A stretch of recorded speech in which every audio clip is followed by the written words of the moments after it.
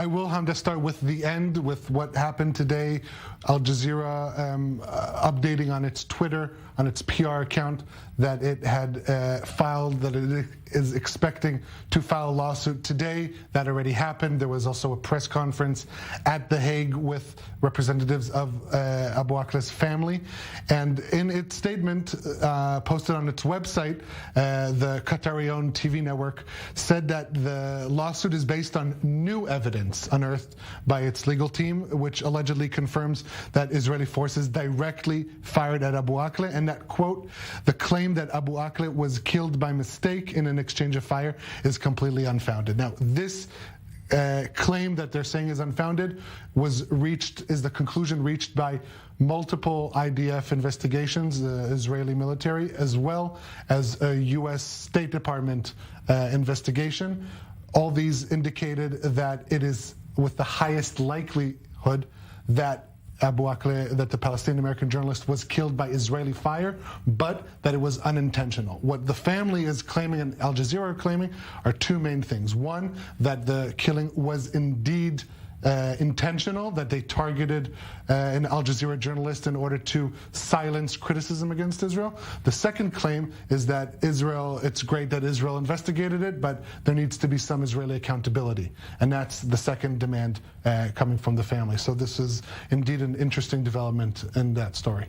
And Ariel, what are Israeli officials saying?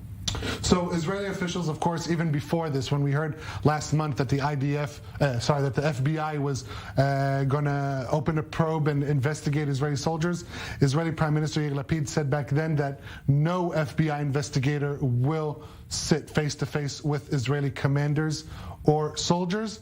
And we heard similar things down those lines by Israeli Defense Minister Benny Gantz today. Let's take a listen to what he said. I regret the death of Shireen Abu Akleh. It was a clear combat event that was investigated in the most thorough and in-depth way. I suggest that the various parties, as well as Al Jazeera, go and check what is happening to journalists in Iran and other countries in the region from where Al Jazeera reports. There's no army that operates under combat ethics like the IDF. And I would like to emphasize my full support and that of the entire Israeli system for the commanders and soldiers who act to protect the citizens of Israel. And Ariel, finally, what does it mean for a case like this to reach the International Criminal Court? What does it mean for the United States, and what does it mean for Israel? Right, Hamda. So there are a lot of question marks, open questions regarding this. First of all, Israel's not a member of the Rome Statute, which gives the ICC its status. And it also doesn't recognize the ICC's jurisdiction. So officials in Israel say that this won't have any tangible effects on the ground. But given that we're already revolving this issue, there's a lot of tension between Jerusalem and Washington, with a new Israeli government coming in, that personal ties between the administrations are likely to be not as warm as the current government. This could pose as another source of contention between the two administrations.